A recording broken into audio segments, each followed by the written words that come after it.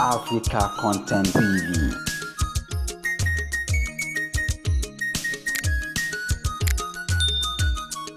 A cowboy surrounded African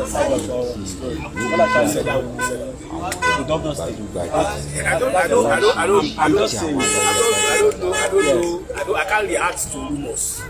And if you say the governor's team, which governor? I didn't see the governor today. I didn't sight my eyes on him, so I don't know what he meant. What I know is that I went to it today, and you see pictures. I got to the Eid in the team of the most eminent Muslim personalities in Osogbo. Ajibola Basiru of Yoruba land, Ààrẹ Mùsùlùmí of Osogbo land, Baba Adini of Osogbo land, Giwade of Osogbo land, retired AIG Odofin, and the former Deputy Speaker of the State House of Assembly, Honorable Adeleke, and in the same vehicle with us is the House of Rep PDP, Adewale Gagaria. So does that look like somebody who come to meet with a dog and can verify what they are talking about? So we came in the same vehicle with those people that have mentioned. You see, the problem I would say is that the governor of Osun State, Adeleke, I pity him. He has surrounded himself with minions who don't even know what they are doing. If they know what they are doing, they will know that when you want to come to a public function as a governor, you should have your protocol and advanced team. Today, I did not see any protocol or advanced team.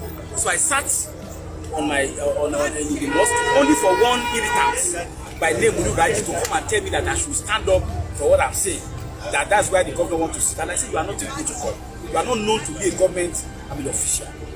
And I sat down, and when he brought some talks, they removed my turban and they attempted to molest me. But the other worshippers stood around me, and I did my prayer and I left. So I didn't see Governor Adeleke, so I don't know what they meant by somebody, because unless you are saying that Ashwaju Muslimi of Yoruba land and Ààrẹ Adini of Osogbo land, whom I came in their company at talks. That's the only way it can be true. But there's limit to which they can use propaganda to diminish the office of the governor, although it's been occupied by somebody not in our party.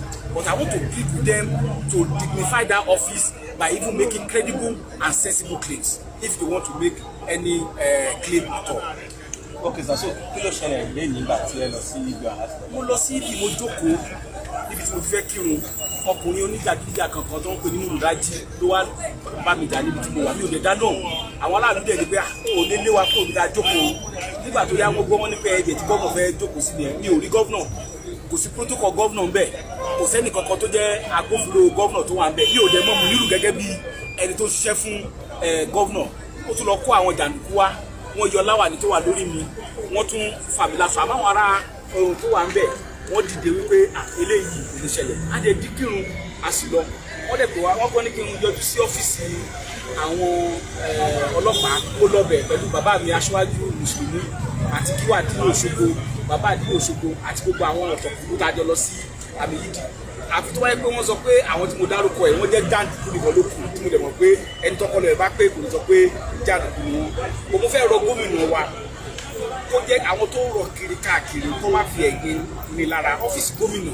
Ó ju pé kí ẹ máa fi àwọn jàǹdùkú àtàwọn tó yẹ pé ọpọlọ wọn aláàbọ̀ láti máa fi ṣe. Tí wọn bá tí gómìnà bá fẹ́ lọ síbi kan, ó gbọ́dọ̀ ní àwọn tó ń jẹ́ pé ó ń pè ní advance tí ó kọ́kọ́ wà ń bẹ̀. Lágbọ́dọ̀ ní pé tó kọ gbogbo ilé kò síbẹ̀ lónìí. Àwọn kan oníwọ̀dùwọ̀dù rẹ pé oníwọ̀ra ní Mùrùdájí nìkan náà kàn kóra wọn káàkiri tó láwọn aṣojú gómìnà. Mi ò dẹ̀ mọ̀ pé wọ́n ti yàn gẹ́gẹ́ bí aṣojú àbí gẹ́gẹ́ bí òṣìṣẹ́ gómìnà ṣe.